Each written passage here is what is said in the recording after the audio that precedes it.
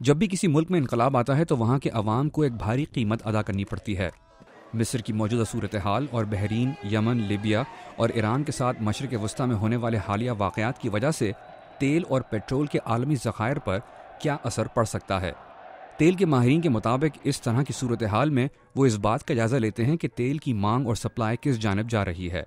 باوجود اس کے کہ مشرق وسطیٰ میں پیدا ہونے والی صورتحال کی وجہ سے تیل کی قیمتوں پر کچھ فرق پڑا ہے، مگر اس سے قیمتیں اتنی زیادہ متاثر نہیں ہو سکتی اگر مانگ اور سپلائی وہی رہے جو اس وقت ہے یا اس سے کم ہو۔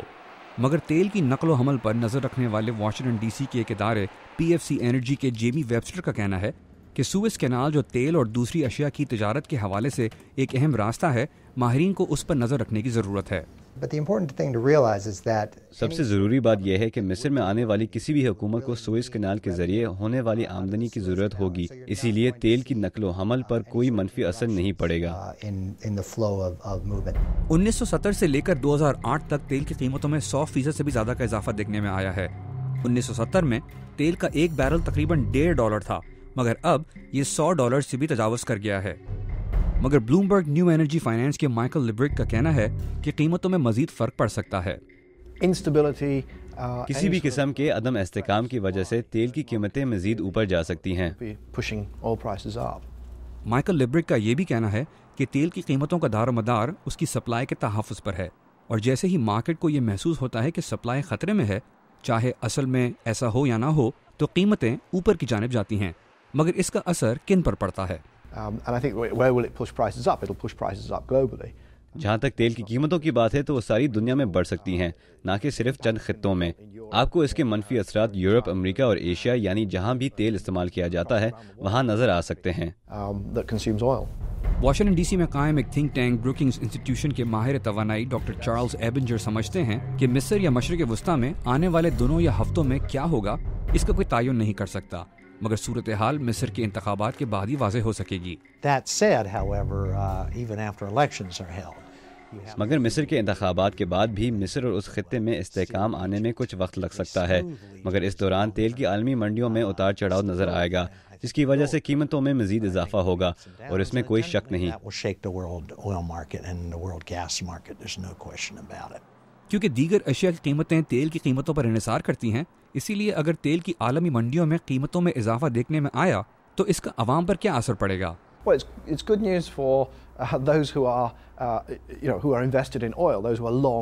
یہ ان کے لیے تو اچھی خبر ہوگی جو تیل میں سرمایہ کاری کرتے ہیں، جن کے پاس تیل کے ذخائر ہیں یا جو تیل سپلائی کرتے ہیں۔ مگر وہ جو تیل استعمال کرتے ہیں یا آمد و رفت کے لیے صرف تیل پر ہی انحصار کرتے ہیں، جن کی تعداد تیل پر سرمایہ کاری کرنے والوں سے کہیں زیادہ ہے، ان کے لیے یہ بری خبر ہے۔ ڈاکٹر چارلز کے اندازے کے مطابق اگر صورتحال قابو سے باہر ہوتی ہے تو صرف تیل ہی نہیں بلکہ یہ پیٹرول، کیروسین اور LPG کی قیمتوں کو بھی متاثر کر سکتی ہے۔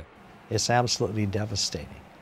You know, as I mentioned, not just in Egypt, but in Pakistan and Bangladesh and Sri Lanka, India. یہ بہت نقصان دہ ہو سکتا ہے نہ صرف مصر کے لیے بلکہ پاکستان، بنگلہ دیش، سری لنکا اور بھارت تک کے لیے بھی، کیونکہ یہ وہ ممالک ہیں جہاں زیادہ تر عوام دن کے $2 یا $150 پر گزارا کرتے ہیں، جو ویسے ہی تیل یا پیٹرول یا بجلی خریدنے کی استطاعت نہیں رکھتے۔ ان کے لیے کیروسین یا LPG خریدنا بھی مشکل ہو سکتا ہے۔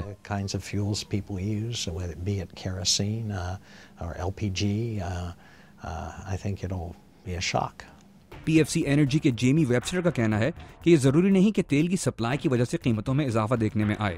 وہ یہ بھی کہتے ہیں کہ تیل کی مانگ قیمتوں کو کسی حد تک بڑھا بھی سکتی ہے۔ کیونکہ مشرق وسطیٰ کے حالات وہ نہیں ہیں جو ماضی میں تھے، اور ٹونیزیا نے صورتحال کو اور بھی خطرناک بنا دیا، اسی لیے عدم استحکام ایسی صورتحال پیدا کر سکتا ہے جس سے تیل کی قیمتیں بڑھ سکتی ہیں۔